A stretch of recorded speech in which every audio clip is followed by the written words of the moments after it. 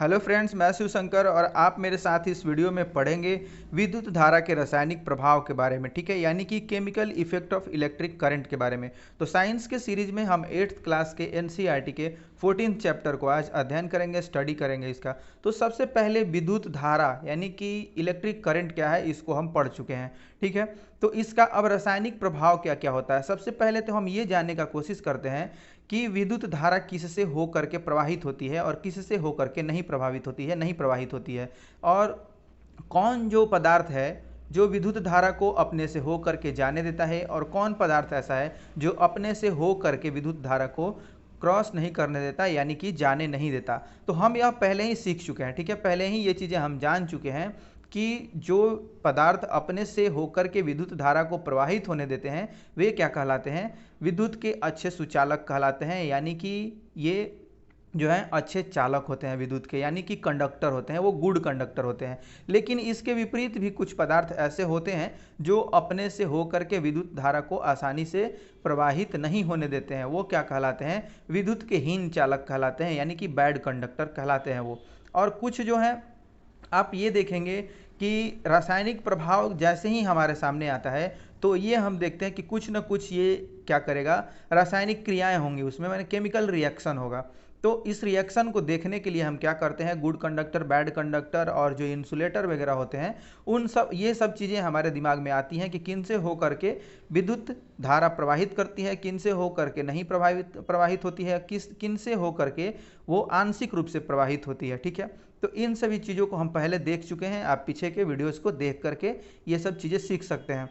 तो अब सब हम देखते हैं कि जांच करने के लिए कोई पदार्थ अपने से विद्युत धारा को प्रवाहित होने देता है या नहीं, हमने एक संपरीक्षित्र यानी कि टेस्टर बनाया था। ठीक है, तो अब यह देखा हमने कि कौन सी पदार्थ अपने से होकर के विद्युत धारा को जाने देते हैं, परिपथ कैसे पूरा होता है, इन सब चीज़ों को हम पिछले लेसन्स में, पिछले क्लास में देख चुके हैं। अब हमने देखा है कि जो धातुएं जैसे कि तांबा, एल्युमिनियम विद्युत का चालन करते हैं, जबकि कुछ पदार्थ जैसे रबड़, लकड़ी, सूखी लकड़ी वगैरह ये सभी क्या हैं, अपने से विद्युत धारा को प्रवाहित नहीं होने देते हैं, यानी कि ये चालन नहीं करते हैं। प्लास्टिक है इनमें तथा लकड़ी है। ठीक है, तो ये सभी विद्युत का चालन नहीं करते हैं। तो अब हम यहाँ ये देखते हैं, सबसे पहला आता है कि क्या द्रव विद्युत चालन करते हैं, यानी कि डू लिक्विड कंडक्ट इलेक्ट्रिसिटी। ये देखते हैं कि जो लिक्विड है, डू लिक्विड कंडक्ट इलेक्ट्रिसिटी, अर्थात कि क्या द्रव विद्युत चालन करते हैं। यह जांच करने के लिए हम क्या करेंगे कि द्रव अपने से होकर विद्युत धारा को प्रवाहित होने देते हैं या नहीं, हम उसी संपरीक्षित्र, ठीक है, यानी कि जो चित्र है 14.1, ये आप इससे यह पता कर सकते हैं कि कौन सी वस्तु है, कौन से पदार्थ हैं जिनसे हो करके विद्युत धारा प्रवाहित होती है। ठीक है, तो सबसे पहले सुचालक और ये है हीन चालक, यानी कि कंडक्टर और बैड कंडक्टर जो होते हैं। तो यहाँ ये देखा जा रहा है कि आप इस धातु से इसको जोड़ा गया है वायर को। ये चीज़ें हमने परीक्षित कर लिया है, परीक्षण इनका कर लिया है, लेकिन बस एक बार ऐसे ही इनकी भूमिका के तौर पर यहाँ देख लेते हैं। और यहाँ क्या किया गया है, इस प्लास्टिक के ऊपर किया गया है। ठीक है, तो इस प्रकार यह देखा जा रहा है कि इस स्थिति में बल्ब तो जल रहा है, ठीक है, लेकिन इस परिस्थिति में बल्ब नहीं जल रहे हैं। तो इस तरह से हम क्या पता कर सकते हैं कि यहाँ परिपथ हमारा भंग हो जाता है, यानी कि दोनों के बीच में इलेक्ट्रिसिटी जो है वो क्रॉस नहीं कर पाती है, फ्लो नहीं कर पाती है। ठीक है, और यहाँ क्या होता है, यह धातु जो है, लोहा, एल्युमिनियम जो भी हो, यह अपने से हो करके विद्युत धारा को प्रवाहित करने देता है, प्रवाहित होने देता है। ठीक है, इसलिए ये बल्ब क्या होता है, जल जाता है। तो आगे देखते हैं, यह बस छोटा सा था। अब तथापि अब हम सेल के स्थान पर बैटरी का प्रयोग करेंगे। ठीक है, तो संपरीक्षित्र का उपयोग करने से पहले हम यह भी परीक्षण करेंगे कि यह कार्य कर रहा है या नहीं। तो सबसे पहले हम यह देखते हैं कि ठीक से हमारा जो परिपथ है वह जुड़ा है कि नहीं। ठीक है, ठीक से यानी कि ये सारी चीज़ें जो हैं वो जुड़ी हुई हैं कि नहीं, हमने ठीक से इस बल्ब को लगाया है कि नहीं, इस सेल को लगाया है कि नहीं, सेल से ठीक से इस वायर को जोड़ा है कि नहीं, इन सभी चीज़ों को हम सावधानी पूर्वक जांच कर लेते हैं। ठीक है, कि अब क्या कह रहा है कि सेल के जगह पे हम बैटरी का प्रयोग करेंगे। अब सेल और बैटरी में क्या अंतर है, तो सेल और बैटरी में अंतर यही है कि जो बैटरी होता है वो एक से अधिक सेल का कॉम्बिनेशन होता है। ठीक है, बैटरी क्या होता है कि एक से अधिक सेल का कॉम्बिनेशन होता है, उसको एक फॉर्म में, सीरीज फॉर्म में इस तरीके से आप जैसे भी उसको जोड़ें लेकिन वो जुड़ा रहता है, ठीक है। तो इस तरह से हम क्या परीक्षित कर लेते हैं परीक्षण करने से पहले कि सारी चीज़ें ठीक से जुड़ी हुई हैं या नहीं। अब हम क्रियाकलाप के माध्यम से यह देखते हैं कि द्रव से हो करके विद्युत धारा प्रवाहित होती है कि नहीं, यानी कि द्रव विद्युत चालन करते हैं अथवा नहीं। तो अब हम क्या देखते हैं 14.2 क्रियाकलाप के माध्यम से कि बेकार फेंकी गई बोतलों के प्लास्टिक या रबड़ के कुछ ढक्कन एकत्र करके उन्हें साफ करिए, ठीक है। अब एक ढक्कन में एक चाय के चम्मच के बराबर नींबू का रस या सिरका उड़ेलिए। अब इसमें से आपको इन सभी चीज़ों को करना है, सिर्फ आप सुनते रहें ध्यान से, आपको चीज़ें अच्छे से समझ में आ जाएंगी। अब आपने संपरीक्षित्र यानी कि जो चीज़ें टेस्ट करनी है को इस ढक्कन के समीप ला करके उसके सिरों को नींबू के रस या सिरके में डुबोइए जो आपने परिपथ जोड़ा है, ठीक है। यानी कि जो आप बल्ब और वायर को ले करके आपने जोड़ करके रखा है, ऊपर के चित्र में आपको स्पष्ट समझ में आ जाएगा, उसको इसमें डुबोइए। अब ध्यान रखिए कि दोनों सिरे परस्पर 1 सेंटीमीटर से अधिक दूरी से न हो। ये जो दोनों सिरे हैं ये 1 सेंटीमीटर से अधिक दूरी पर नहीं हो, इन बातों को हमें ध्यान रखना है। अब नींबू के रस अथवा सिरके में विद्युत चालन का परीक्षण यहाँ हो रहा है, ठीक है। तो अब हम क्या देखते हैं कि दूरी न हो, लेकिन इसी के साथ साथ वे एक दूसरे को स्पर्श भी न करें। हमें इस बात का ध्यान रखना है कि इसे क्या करना है कि 1 सेंटीमीटर का कम से कम इसमें दूरी बनाए रखना है। अधिक से अधिक इसकी दूरी कितनी होनी चाहिए, 1 सेंटीमीटर होनी चाहिए। लेकिन यह भी ध्यान रखना है कि ये आपस में सटे नहीं, ठीक है, स्पर्श न करें। क्या संपरीक्षित्र का बल्ब दीप्त होता है? क्या नींबू का रस या सिरका विद्युत का चालन करता है? नींबू के रस या सिरके को आप सुचालक या हीन चालक में किस वर्ग में रखेंगे, ठीक है। अब यह कहा जा रहा है कि यह भाई बल्ब जलता है आपका कि नहीं। जब आप परीक्षित कर रहे हैं तो ये बल्ब आपके सिरका से और नींबू के रस से हो करके यानी कि परिपथ पूरा होता है कि नहीं, ये बल्ब जलते हैं कि नहीं, इन बातों को आपसे पूछा जा रहा है क्योंकि आपने क्रियाकलाप किया है। अब हम क्या देखते हैं कि जब संपरीक्षित्र के दोनों सिरों के बीच का द्रव अपने से विद्युत धारा को प्रवाहित होने देता है तो संपरीक्षित्र का परिपथ पूरा हो जाता है। अब हम देखते हैं कि परिपथ में विद्युत धारा प्रवाहित होती है तथा बल्ब दीप्त हो जाता है। जैसे ही प्रवाहित होती है विद्युत धारा, क्या होगा, बल्ब दीप्त हो जाता है। जब कोई द्रव विद्युत धारा को अपने से प्रवाहित होने नहीं देता तो क्या होता है, संपरीक्षित्र का परिपथ पूरा नहीं होता तथा बल्ब दीप्त नहीं होता है, यानी कि बल्ब जलता नहीं है। कुछ परिस्थितियों में द्रव के चालक होने पर भी संभव हो सकता है कि बल्ब दीप्त ना हो, ठीक है। यह भी संभावना है कि बल्ब दीप्त नहीं हो। इसका कारण क्या है, ठीक है। इसका कारण यह हो सकता है, क्या आपको याद है कि बल्ब से विद्युत धारा प्रवाहित होने पर वही दीप्त क्यों होता है, ठीक है। क्या देखते हैं हम, आपको याद है कि जब विद्युत धारा प्रवाहित होती है तो वह दीप्त क्यों होता है, ठीक है। वह दीप्त क्यों होता है, क्योंकि वहाँ ये प्रकाश का जो विद्युत धारा का उष्मीय प्रभाव उस पर कार्य करता है, ठीक है। तो हम यह पहले भी इसको देख चुके हैं। तो यही बातें आपसे पूछी जा रही हैं कि विद्युत धारा जो है यानी बल्ब जो है वह कभी कभी विद्युत धारा प्रवाहित होने पर भी क्या होता है कि नहीं जलता है, ठीक है। तो क्यों नहीं जलता है, तो क्या आपको याद है कि बल्ब से विद्युत धारा प्रवाहित होने पर वह दीप्त क्यों होता है, ठीक है। तो ये बात अब हम बताते हैं कि भाई क्यों दीप्त नहीं होता है। तो विद्युत धारा के उष्मीय प्रभाव के कारण बल्ब का तंतु उच्च ताप तक गर्म होकर दीप्त हो जाता है, ठीक है। यानी कि विद्युत धारा के उष्मीय प्रभाव के कारण क्या होता है, बल्ब का जो तंतु होता है यानी कि फिलामेंट होता है उच्च ताप तक गर्म होकर दीप्त हो जाता है।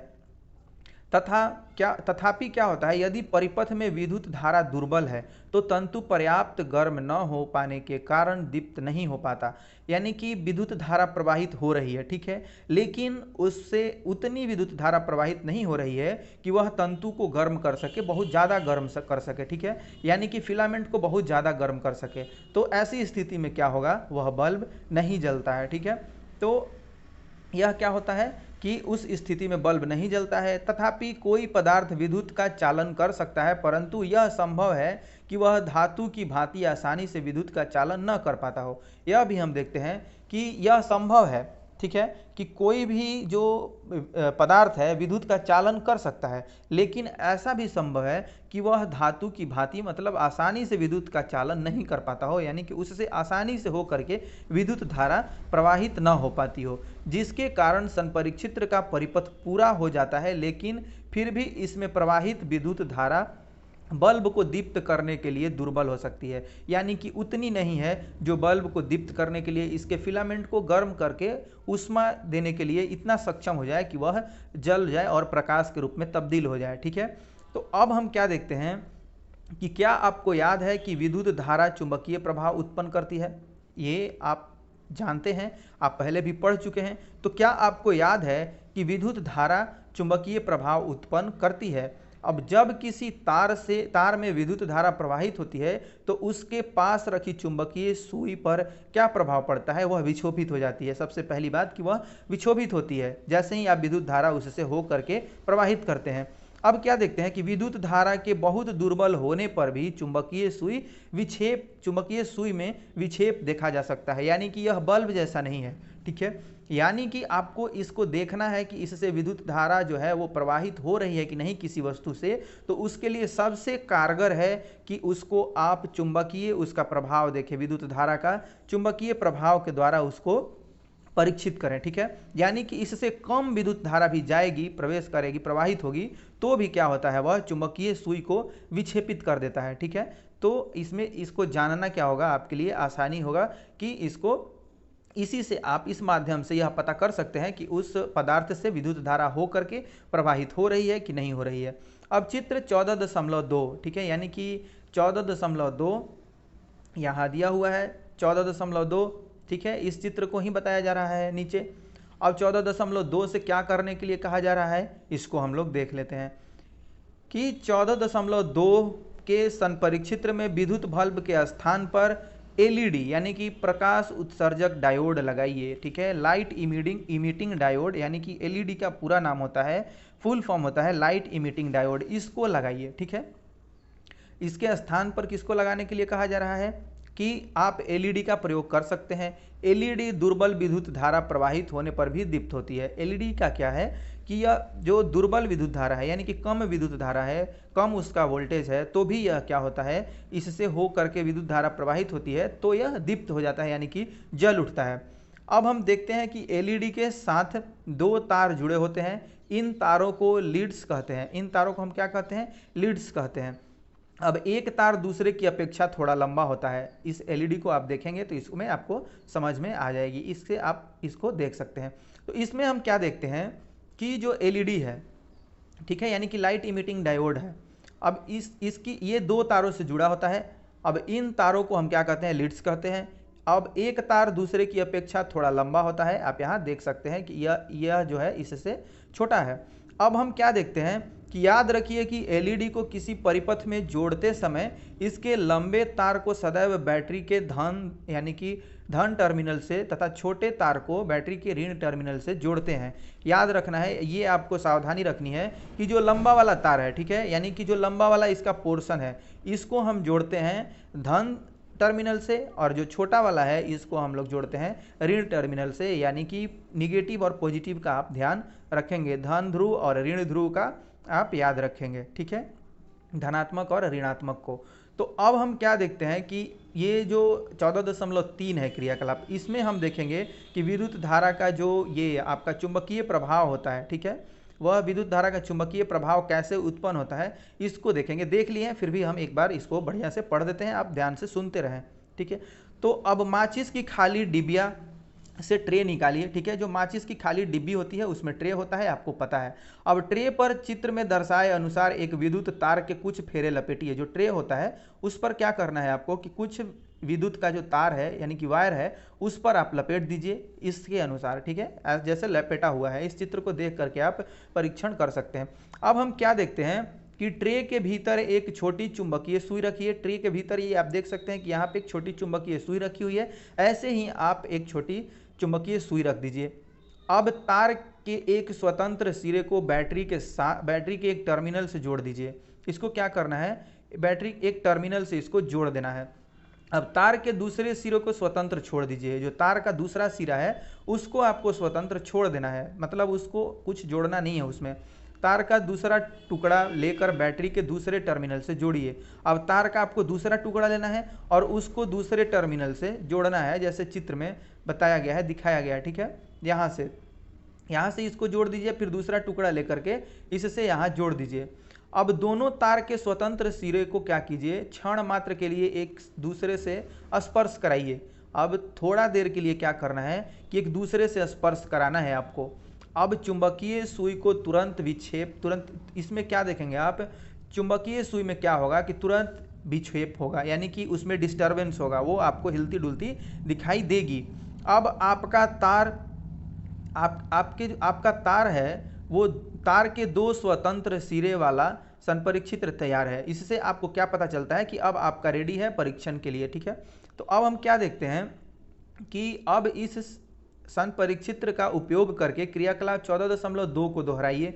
अब उसी में दोहराना है आपको, ये करना है कि नींबू का जो आपने रस लिया हुआ था उसमें इसको करके देखिए, वही परीक्षण इसमें करके देखिए। यहाँ पे एक छोटी सी डिबिया में या आप ढक्कन में रख दीजिए नींबू का रस और उसमें इसको डुबाइए, ये जो दोनों तार हैं इनको डुबाइए। अब इसमें आप परीक्षण करेंगे और क्या पाते हैं इसको आप नोट कीजिए। क्या संपरीक्षित्र के स्वतंत्र सिरे को नींबू के रस में डुबोते ही आपको चुंबकीय सुई में विक्षेप दिखाई देता है? ये आपसे कहा जा रहा है कि जब आप उसमें नींबू के रस में डुबा रहे हैं तो क्या कोई उसमें डिस्टर्बेंस या कोई हलचल, कोई विक्षोभ दिखाई देता है? अब संपरीक्षित्र के सिरों को नींबू के रस से बाहर निकालिए, उन्हें पानी में डुबोइए और पोंछ कर सुखाइए। इस क्रियाकलाप को अन्य द्रव जैसे कि आपको टोंटी का पानी जो यानी कि नल का जो पानी होता है उसको, वनस्पति तेल, दूध, शहद आदि के साथ दोहराइए। मतलब आपको इन सभी जो अलग अलग तरह के जो घोल होते हैं यानी कि जो लिक्विड होते हैं उनसे आपको गुजार के इसको दिखाना है, इसमें परीक्षण करना है। अब आप क्या देखते हैं इसको आप नोट कीजिए, क्या नींबू का रस जो है उससे चुंबकीय सुई विक्षोभित होती है, विक्षेप होता है उसका, तो यह अच्छा चालक है, ठीक है। और अगर नहीं होता है तो अच्छा चालक नहीं होता है। तो वास्तव में हम क्या देखते हैं कि वास्तव में विशेष परिस्थितियों में अधिकांश पदार्थ विद्युत धारा का चालन कर सकते हैं। क्या देखते हैं कि अधिकांश पदार्थ विद्युत धारा का चालन कर सकते हैं। यही कारण है कि पदार्थों को चालकों तथा विद्युत रोधियों के रूप में वर्गीकृत करने की अपेक्षा अच्छे चालक तथा हीन चालक यानी कि गुड कंडक्टर और बैड कंडक्टर में वर्गीकृत करने को अधिक मान्यता दी जाती है, ठीक है। यानी कि जो अधिकतर हैं वो कर सकते हैं और जो नहीं भी करते हैं तो उनको हम क्या करते हैं, बैड कंडक्टर में उनको डालते हैं, ठीक है। तो इस प्रकार क्या देखते हैं हम कि एक स्वच्छ तथा सूखे प्लास्टिक या रबड़ के ढक्कन में लगभग दो चाय के चम्मच के बराबर आसुत जल, ठीक है, यानी कि जो डिस्टिल वाटर होता है, ठीक है, उसको लेंगे। अब आप आसुत जल को अपने विद्यालय की प्रयोगशाला से प्राप्त कर सकते हैं। आप किसी दवाई की दुकान या डॉक्टर या नर्स से भी इसको आसुत जल ले सकते हैं, ठीक है। तो इस प्रकार से इसको ले करके फिर से वही क्रियाएं दोहराएंगे। अब उसमें आप देखेंगे कि ये जो चुंबकीय सुई है वह विक्षोभित होती है कि नहीं, ठीक है, उससे होकर के विद्युत धारा प्रवाहित होती है कि नहीं, इन सभी चीज़ों को हम देखेंगे।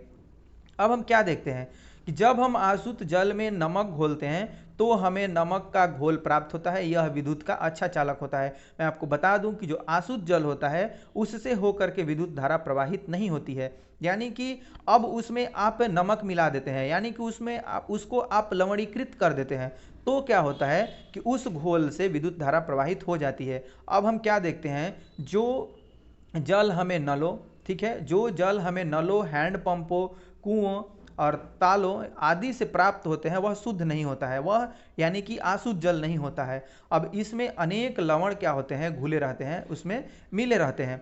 अब खनिज लवणों की थोड़ी मात्रा इसमें प्राकृतिक रूप में भी क्या होती है, विद्यमान होती है, प्राकृतिक रूप में विद्यमान होती है, इसलिए यह जल विद्युत का सुचालक होता है। इसके विपरीत आसुत जल लवणों से मुक्त होने के कारण हीन चालक होता है, यानी कि बैड कंडक्टर होता है, ठीक है। यानी कि आसुत जल जो होता है अपने से हो करके विद्युत धारा को प्रवाहित नहीं होने देता है, जो शुद्ध जल होता है। और जो जल यानी कि जो पानी आप उसमें कुछ मात्रा में लवण वगैरह मिले होते हैं, खनिज लवण, वो क्या होता है, बढ़िया कंडक्टर होता है, यानी कि अपने से होकर के विद्युत धारा को प्रवाहित होने देता है।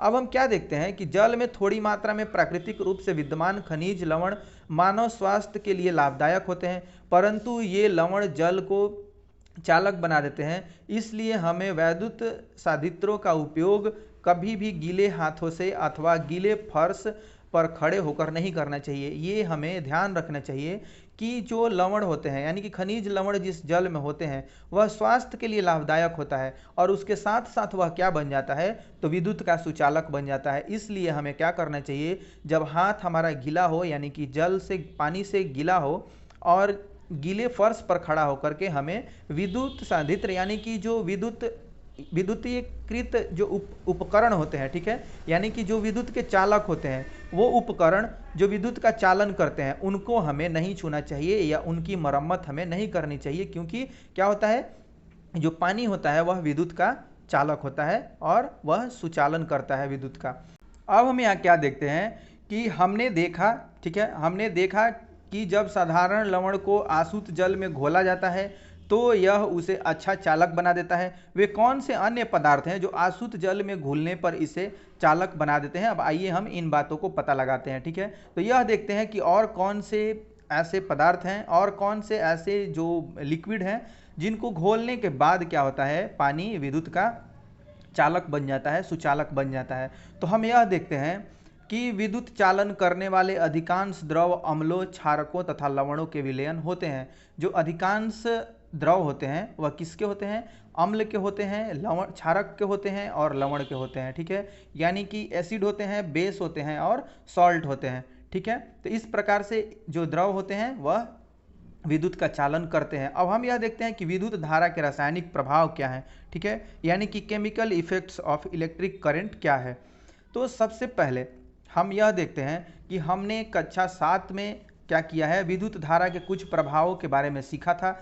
क्या आप इन प्रभावों की सूची बना सकते हैं? जब विद्युत धारा किसी चालक विलयन से प्रवाहित होती है तो यह क्या प्रभाव उत्पन्न करती है? अब आइए इसका हम पता लगाते हैं। ये हम लोग पहले भी पढ़ चुके हैं, ठीक है, इसीलिए मैंने आपको बता दिया कि आप अगर नहीं पढ़े होंगे तो आप पीछे का क्लास सारा प्लेलिस्ट से देख सकते हैं, ठीक है। तो अब आपको क्या करना है कि दो बेकार सेल, ठीक है, दो बेकार सेलों से सावधानी पूर्वक कार्बन की छड़ें निकालिए। उसमें एक कार्बन की छड़ें होती हैं और वो उसको क्या करना है, आपको निकाल लेना है साल से, जो खराब सेल हो जाती हैं उससे। अब हमको देखना है कि उनकी धातु की टोपियों को आप क्या करें कि रेगमाल से साफ करके इन पर तांबे की तार लपेटिए और उन्हें एक बैटरी से जोड़िए।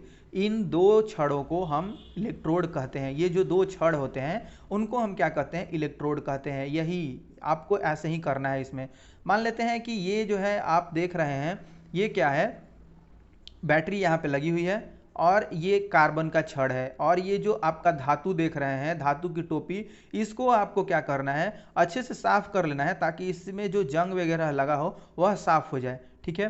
अब आपको यहीं से क्या करना है, देखना है इसका रासायनिक प्रभाव। यह धातु की टोपी है, ठीक है, और ये दोनों क्या है, कार्बन के छड़ हैं। इनको इस तरह से परिपथ में जोड़ लेना है, ठीक है। अब देखते हैं कि क्या ये प्रभाव उत्पन्न करते हैं। अब इस प्रकार से क्या है, किसी कांच के गिलास या प्लास्टिक के कटोरे में एक प्याला जल भरिए। इसमें क्या करना है आपको कि एक प्याला जल भर देना है। अब जल और अधिक चालक बनाने के लिए जल को क्या करना है, जल को और अधिक चालक बनाने के लिए इसमें एक छोटा चम्मच भरकर साधारण नमक या नींबू के रस की कुछ बूंदें मिलाइए। इसको इस पानी में क्या करना है आपको, और इसका चालन बढ़ा देने के लिए, और अच्छा चालक बनाने के लिए इसमें नींबू का रस या इसमें नमक आपको मिला देना है। अब इस विलयन में इलेक्ट्रोडों को डुबोइए। जो आप ये कार्बन के छड़ देख रहे हैं उनको आपको इसमें डुबाना है, ठीक है। उसके बाद हम क्या देखते हैं कि यह सुनिश्चित करिए कि कार्बन की छड़ों की धातु की टोपी जल से बाहर रहे। आपको सिर्फ जो कार्बन की छड़ है वही डुबानी है, यानी कि वो जो धातु है, धातु जिस पर तार लपेटी हुई है वह बाहर रहनी चाहिए, वह ऊपर ही रहनी चाहिए, ठीक है। अब हम यह सुनिश्चित कर लेना है पहले ही कि वो बाहर रहें। अब 3-4 मिनट तक प्रतीक्षा कीजिए। अब आपको क्या करना है कि 3-4 मिनट आप वेट कर सकते हैं, वेट कीजिए। अब यह फिर देखिए कि इलेक्ट्रोड को सावधानी पूर्वक फिर आपको देखना है, जो इलेक्ट्रोड हैं उनको आपको सावधानी पूर्वक देखना है। क्या आपको इलेक्ट्रोडों के समीप किसी गैस के बुलबुले देख पाते हैं? क्या आप इलेक्ट्रोडों के समीप मतलब इलेक्ट्रोड के अगल बगल आप गैस के बुलबुले देख पाते हैं? ठीक है, अब क्या हम विलयन में हो रहे परिवर्तनों को रासायनिक परिवर्तन कह सकते हैं? जो अभी यानी कि विलयन में जो परिवर्तन हो रहे हैं, बुलबुले निकल रहे हैं, ये क्या रासायनिक परिवर्तन हैं? तो बिल्कुल हैं, ये रासायनिक परिवर्तन ही हैं। क्या हम विलयन में हो रहे परिवर्तन को रासायनिक परिवर्तन कह सकते हैं? कक्षा 7 में पढ़ी गई रासायनिक परिवर्तन की परिभाषा का स्मरण कीजिए। ठीक है, यानी कि यह क्या है, एक रासायनिक प्रक्रिया हो रही है, रासायनिक परिवर्तन इसमें यह शुरू हो गया है, हो रहा है। अब इसमें हम क्या देखते हैं कि किसी चालक, ठीक है, किसी चालक विलयन से विद्युत धारा प्रवाहित होने पर रासायनिक अभिक्रिया होती है। ये हम जानते हैं कि किसी चालक विलयन से विद्युत धारा प्रवाहित होने पर रासायनिक अभिक्रिया होती है। इसके फलस्वरूप इलेक्ट्रोडों पर गैस के बुलबुले बन सकते हैं। इसी के फलस्वरूप, इसी के परिणाम स्वरूप क्या होता है, इलेक्ट्रोडों पर गैस के बुलबुले बन सकते हैं। इलेक्ट्रोडों पर धातु के निक्षेप देखे जा सकते हैं, यानी उस पर कोई और आप परत देख सकते हैं। ठीक है, अब विलयनों के रंग में परिवर्तन हो सकता है। जो विलयन है उनके रंग में क्या हो सकता है, परिवर्तन देखने को मिल सकता है। अब यह रासायनिक अभिक्रिया क्या है, यह रासायनिक अभिक्रिया उपयोग किए जाने वाले विलयन तथा इलेक्ट्रोड पर निर्भर करती है कि किस तरह से उसका कलर चेंज होता है, किस तरह से इस पर जो और कोई निक्षेप बैठ जाता है, ये सब किस पर निर्भर करता है, तो यह विलयन तथा इलेक्ट्रोड पर निर्भर करता है। ये विद्युत धारा के कुछ रासायनिक प्रभाव हैं। ठीक है, यानी कि यह क्या है, ये इफेक्ट है, केमिकल चेंज का यह इफेक्ट है। ठीक है, इसका रासायनिक प्रभाव। अब हम यहाँ देखते हैं कि सन 1800 में एक ब्रिटिश रसायनज्ञ यानी कि जो केमिस्ट हैं विलियम निकलसन, ठीक है, विलियम निकलसन इनका नाम है, ये ने दर्शाया कि इलेक्ट्रोड तथा जल में डूबे हों, इलेक्ट्रोड जल में डूबे हों तो क्या होता है, तथा उनके द्वारा विलयन से विद्युत धारा प्रवाहित की जाए तो ऑक्सीजन तथा हाइड्रोजन के बुलबुले उत्पन्न होते हैं। ये क्या होता है कि इससे ऑक्सीजन तथा हाइड्रोजन के बुलबुले उत्पन्न होते हैं। अब ऑक्सीजन के बुलबुले बैटरी के धन टर्मिनल से जुड़े इलेक्ट्रोड पर तथा हाइड्रोजन के बुलबुले दूसरे इलेक्ट्रोड पर बनते हैं। ठीक है, ये क्या होता है, आप देखते हैं कि जो धन सिरा से जुड़ा हुआ है, यानी कि जो आप देख रहे हैं कि पॉजिटिव टर्मिनल है, ठीक है, उस पर क्या होता है कि ऑक्सीजन के बुलबुले बैटरी के धन टर्मिनल से जुड़े इलेक्ट्रोड पर तथा हाइड्रोजन के जो बुलबुले होते हैं वो दूसरे इलेक्ट्रोड पर बन जाते हैं, वहाँ पे बैठते हैं। ठीक है, बनते हैं।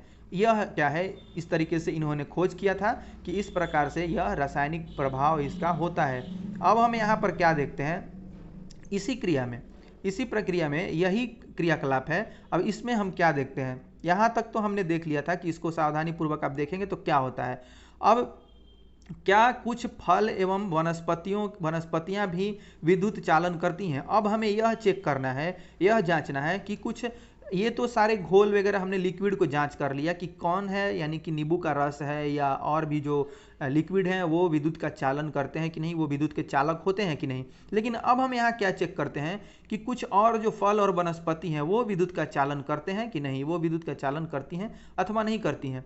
अब हम देखते हैं कि उसने एक आलू को 2 बराबर भागों में काटा तथा संपरीक्षित्र के तांबे के तारों को इसमें निर्विष्ट किया। क्या किया, इसमें निविष्ट किया, मतलब इसमें सटाया और इसमें डाला, तथा उसकी माँ ने उसे बुला लिया और वह आलू में निर्विष्ट किए गए मतलब जो संपरीक्षित्र है के तारों को बाहर निकालना भूल गया। यह एक बच्चा है, बूझो पहेली, आप बार बार इनके नाम पढ़ते होंगे, ये दोनों स्टूडेंट हैं जो कि बार बार इनके मन में जिज्ञासा होती है और वो क्रियाकलापों को करते हैं।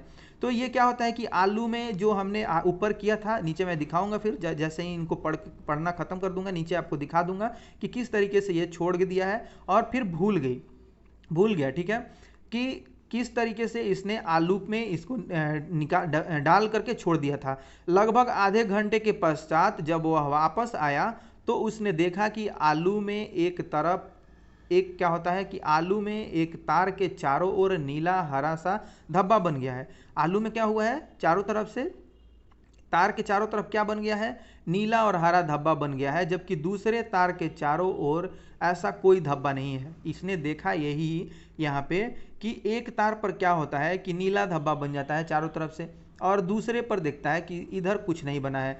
अब इससे क्या स्पष्ट होता है, आलू की चालकता का परीक्षण कर रहा है। अब इससे क्या कुछ हमें जानकारी मिलती है। अब उसे इस परीक्षण का क्या हुआ, बड़ा आश्चर्य हुआ, और उसने पहेली यानी कि जो पहेली और बूझो हैं वो दोनों इस प्रकार से परीक्षण करते रहते हैं। क्रियाकलाप को कई बार दोहराया, ठीक है। उसने पहेली के साथ इस क्रियाकलाप को फिर कई बार दोहराया। उसने पाया कि हर बार धन टर्मिनल से संयोजित तार के चारों ओर ही नीला हरा धब्बा बनता है। यह जो नीला हरा धब्बा बन रहा है किस पर बन रहा है, तो जो पॉजिटिव टर्मिनल है उससे बनता है, उस पर बनता है, ठीक है। उन्होंने अनुभव किया कि यह खोज अत्यंत लाभप्रद है, क्योंकि इसका उपयोग किसी बॉक्स में छिपी बैटरी या सेल के धन टर्मिनल की पहचान करने के लिए किया जा सकता है, ठीक है। इसमें इसको किस रूप में इस्तेमाल किया जा सकता है, तो भाई कौन सा इसका पॉजिटिव टर्मिनल है और कौन सा इसका निगेटिव टर्मिनल है, इस तरीके से इसका इस्तेमाल किया जा सकता है पहचानने के लिए, ठीक है। क्योंकि यह बॉक्स में छिपी बैटरी या सेल के धन टर्मिनल की पहचान करने के लिए यह इसका उपयोग किया जा सकता है। अब इन्होंने अपनी इस खोज को बच्चों की एक पत्रिका में छपवाने के लिए निश्चय किया। इन्होंने ये बताया कि भाई यह हमने बहुत अच्छी खोज की है, अब यह एक बच्चों की जो पत्रिका आती है उसमें हम इसको छपवाएंगे, पब्लिश कराएंगे। अब उसने पाया कि विद्युत धारा आलू के एक रासायनिक प्रभाव क्या करती है, आलू में एक रासायनिक प्रभाव उत्पन्न करती है। उसके लिए यह अत्यंत उत्तेजक खोज थी। वास्तव में विज्ञान में कभी कभी ऐसे भी होता है कि आप खोज किसी चीज़ को रहे हैं और होते कुछ और ही हैं, ठीक है। यानी कि आप किसी और चीज़ की खोज कर रहे होते हैं और आपको कुछ और मिल जाता है, किसी अन्य चीज़ की आप खोज कर लेते हैं। अब अनेक महत्वपूर्ण खोजें इसी प्रकार से हुई हैं, जो अन्य खोजें हुई हैं वह इसी प्रकार से हुई हैं। अब हम यहाँ विद्युत लेपन को देखते हैं, ठीक है, कि विद्युत लेपन क्या है, यानी कि इलेक्ट्रोप्लेटिंग क्या है। तो इसमें हम यह देखते हैं कि किस प्रकार से इसकी प्लेटिंग की जाती है। अब स्मरण कीजिए कि बिल्कुल नई साइकिल का हैंडल तथा पहियों के रिम कितने चमकदार होते हैं, ठीक है, कितने चमकीले। आप शुरू में जब खरीद के लाते हैं स्टार्टिंग में, तो ये कितने चमकीले होते हैं, कितने चमकदार होते हैं। अब तथापि यदि दुर्घटनावश इनमें खरोंच पड़ जाए तो चमकदार परत उतर जाती है और इसके नीचे की सतह इतनी चमकदार नहीं होती है, ठीक है। अब आपने कुछ महिलाओं को ऐसे आभूषण पहने हुए भी देखा होगा जो देखने में सोने के प्रतीत होते हैं, तथापि लगातार उपयोग से इनकी सोने की परत उतर जाती है और नीचे की चांदी या किसी अन्य धातु की सतह दिखाई देने लगती है। यह क्या है, आपकी इलेक्ट्रोप्लेटिंग के तहत इन पर क्या किया जाता है, किसी और धातु का लेपन किया जाता है, ठीक है, यानी कि विद्युत लेपन होता है इन पर। अब हम देखते हैं क्रियाकलाप के माध्यम से कि इस क्रियाकलाप को आप ध्यान से देखिए, ठीक है। इस क्रियाकलाप के लिए हमें कॉपर सल्फेट तथा लगभग ये 10 सेंटीमीटर मल्टीप्लाई 4 सेंटीमीटर की तांबे की 2 प्लेट चाहिए। इसमें इनको क्या चाहिए, इतने लंबाई और चौड़ाई की, यानी कि 10 सेंटीमीटर लंबी और 4 सेंटीमीटर चौड़ी, इनको क्या चाहिए, तांबे की 2 प्लेट चाहिए। अब किसी स्वच्छ तथा सूखे बीकर में 250 ml आसुत जल, यानी कि आसुत जल आप जानते हैं शुद्ध जल, इसमें क्या करना है कि चाय की 2 चम्मच भरकर कॉपर सल्फेट घोलिए। ये कॉपर सल्फेट इसमें घोल लेना है। अब अधिक चालक बनाने के लिए कॉपर सल्फेट विलयन में कुछ बूंदे तनु सल्फ्यूरिक अम्ल डालिए। इनको क्या करना है, इसमें डालना है। अब तांबे की प्लेटों को रेगमाला से साफ कीजिए। जो तांबे की प्लेट हैं इनको आपको रेगमाला से, यानी कि जो ऊपर इसके होते हैं छुड़ाने वाले, उनसे क्या करना है, साफ कर लेना है। अब हम क्या देखते हैं कि इन्हें पानी से धो करके सुखाइए। तांबे की प्लेटों को एक बैटरी के टर्मिनलों के संयोजित कीजिए। टर्मिनल से क्या करना है आपको, इनको संयोजित कीजिए और उन्हें कॉपर सल्फेट के विलयन में डुबाइए। फिर से इनको आप कॉपर सल्फेट के विलयन में डुबा दीजिए। इस प्रकार से आप क्या देखेंगे कि परिपथ में लगभग 15 मिनट तक विद्युत धारा प्रवाहित होने दीजिए, ठीक है।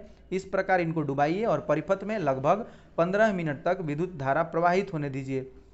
अब विलयन में से इलेक्ट्रोड को हटाइए तथा इन्हें ध्यानपूर्वक देखिए। अब आप जो इलेक्ट्रोड के रूप में इस्तेमाल कर रहे हैं इनको हटाइए और फिर ध्यान से देखिए। अब इसमें क्या होता है, आप क्या पाते हैं, क्या आप इस पर कोई परत चढ़ी देखते हैं।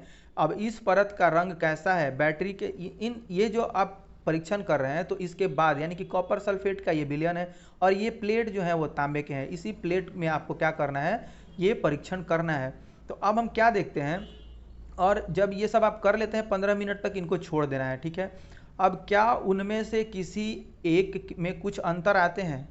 क्या आप इस पर कोई परत चढ़ी देखते हैं? इस परत का रंग कैसा है?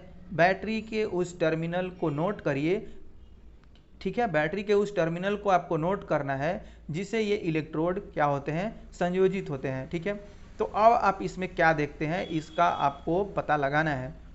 तो हम देखते हैं कि जब कॉपर सल्फेट यानी कि यहाँ कॉपर सल्फेट विलयन में विद्युत धारा प्रवाहित की जाती है तो कॉपर सल्फेट कॉपर तथा सल्फेट में विभाजित हो जाता है। किसमें? दो चीज़ों में यह टूट जाता है और कॉपर तथा सल्फेट में यह क्या होता है, वियोजित हो जाता है। अब स्वतंत्र कॉपर, जो स्वतंत्र कॉपर होता है वह तांबा बैटरी के ऋण टर्मिनल में, ठीक है, क्या करता है, यह जो स्वतंत्र कॉपर होता है यह तो पहले बढ़ जाता है दो भागों में। जो कॉपर सल्फेट है वह कॉपर तथा सल्फेट में वियोजित हो जाता है। अब जो स्वतंत्र कॉपर होता है यानी कि तांबा होता है वह बैटरी के ऋण टर्मिनल से संयोजित होता है, संयोजित इलेक्ट्रोड की ओर आकर्षित होता है तथा उस पर निक्षेपित हो जाता है। क्या होता है कि उसी पर निक्षेपित हो जाता है। अब जो दूसरा इलेक्ट्रोड है उस पर क्या होता है, दूसरे इलेक्ट्रोड से जो तांबे की प्लेट से बना है समान मात्रा का कॉपर विलयन भी में घुल जाता है। इससे क्या होता है कि समान मात्रा का कॉपर विलयन में घुल जाता है। इस प्रकार विलयन से जो कॉपर कम हुआ है वह विलयन में पुनः स्थापित हो जाता है और यह प्रक्रिया चलती रहती है, ठीक है। ये जो प्रक्रिया है चलती रहती है, इसका अर्थ यह हुआ कि इस विद्युत लेपन प्रक्रिया में एक इलेक्ट्रोड के कॉपर दूसरे इलेक्ट्रोड को स्थानांतरित होता है, ठीक है।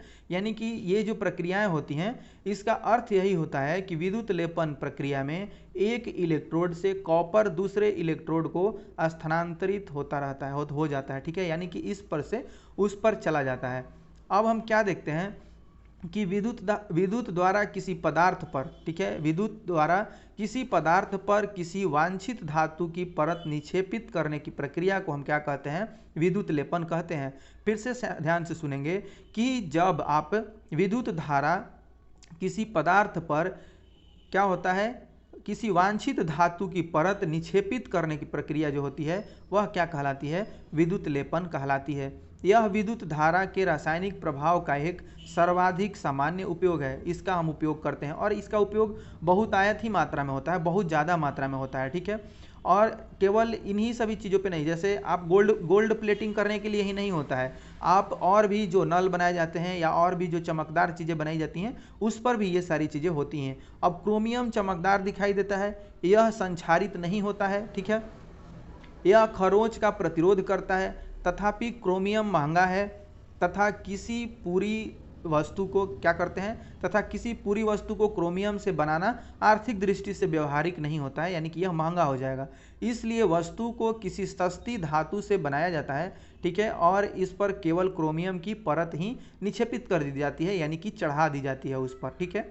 अब हम यहाँ देखते हैं कि ये सारे आप बर्तन चमकीले और जो भी आप देख रहे हैं इन पर किसी न किसी धातु के विद्युत लेपन किए गए हैं, ठीक है, किसी धातु से इनका विद्युत लेपन किया हुआ है।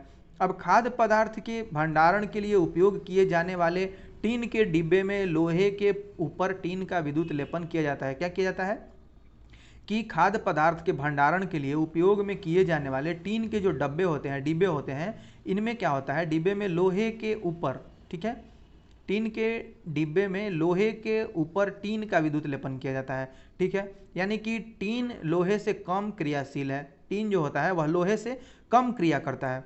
अब इस प्रकार खाद्य पदार्थ लोहे के संपर्क में नहीं आते और खराब होने से बच जाते हैं, ठीक है। यानी कि आप इस तरीके से जो खाने की चीज़ें हैं उनका भंडारण करते हैं।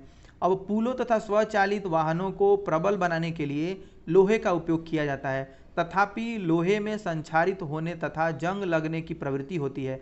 इसमें क्या होती है, जंग लगने की प्रवृत्ति होती है, अतः इसे संक्षारण तथा जंग लगने से बचाने के लिए लोहे पर जिंक की परत निक्षेपित कर दी जाती है। इस पर क्या की जाती है, जिंक की परत निक्षेपित की जाती है। अब हम देखते हैं कि विद्युत लेपन कारखानों में उपयोग किए जा चुके विलयनों का निपटारा किया जाना भी एक मुख्य समस्या है। जो विद्युत लेपन है ये क्या होते हैं, विद्युत लेपन कारखानों में उपयोग किए जा चुके विलयनों का निपटारा किया जाना भी एक मुख्य समस्या है। यह एक प्रदूषणकारी अपशिष्ट है तथा पर्यावरण संरक्षण के लिए इस प्रकार के प्रदूषकों के निपटारे के लिए विशिष्ट दिशा निर्देश दिए गए हैं। ठीक है, विशेष जो दिशा निर्देश हैं वो दिए गए हैं, यानी कि इनका निपटारा जो होता है, जो भी आप विद्युत लेपन करते हैं, कारखानों में उपयोग किए जा चुके विलयनों का निपटारा क्या होता है, इसमें एक मुख्य समस्या बन जाती है। ठीक है, अब आगे देखते हैं और देखते हैं कि क्या कुछ सारांश है इस पूरे चैप्टर का। तो कुछ द्रव विद्युत के सुचालक तथा कुछ हीन चालक होते हैं। अब यह देखते हैं कि विद्युत चालन करने वाले अधिकांश द्रव अम्लों, क्षारकों तथा लवणों के विलयन होते हैं। अब किसी चालक द्रव में विद्युत धारा प्रवाहित होने पर रासायनिक अभिक्रियाएं होती हैं, इसे विद्युत धारा का रासायनिक प्रभाव कहते हैं। फिर देखते हैं कि विद्युत धारा जो है, विद्युत धारा द्वारा किसी पदार्थ पर वांछित धातु की परत निक्षेपित करने की प्रक्रिया को हम क्या कहते हैं, विद्युत लेपन कहते हैं, यानी कि इलेक्ट्रोप्लेटिंग हम कहते हैं। ठीक है, इस प्रकार से यह हम देख लिए और सारा कुछ हमने इसको बारीकी से इस पूरे चैप्टर को देखा है। अब फिर देखते हैं कि क्या आप जानते हैं। ठीक है, क्या आप जानते हैं, ये इंपॉर्टेंट है। एलईडी यानी कि लाइट इमिटिंग डायोड है, अनेक रंगों जैसे लाल, हरे, पीले, नीले, सफ़ेद में उपलब्ध है तथा उनके अनुप्रयोग में इनका उपयोग किया जाता है। ठीक है, किया जा रहा है, जैसे ट्रैफिक सिग्नल लाइट में प्रकाश के लिए एलईडी का प्रयोग बढ़ता जा रहा है।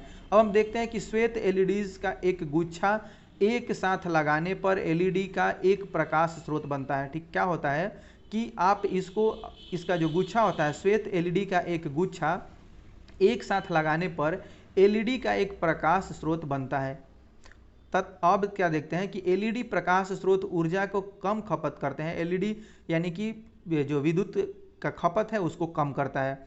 अब ये प्रकाश बल्ब तथा प्रतिदीप्त नलिकाओं यानी कि ट्यूबलाइट, जो आप देखते हैं प्रतिदीप्त नलिकाएं ट्यूबलाइट से अधिक अवधि तक कार्य करते हैं, इसलिए ये धीरे धीरे पसंदीदा प्रकाश स्रोत बन रहे हैं। ठीक है, यानी कि एलईडी का क्या बढ़ रहा है, आप यहाँ पे देख रहे हैं कि सिग्नल वगैरह के लिए भी एलईडी का इस्तेमाल होता है। और आपने बहुत ही ध्यानपूर्वक और बहुत ही एकाग्रता से इस पूरे लेसन को पढ़ा है, देखा है और समझा है, इसलिए आपको बहुत बहुत आपका धन्यवाद। Thanks for watching this video. मिलते हैं नेक्स्ट वीडियो में।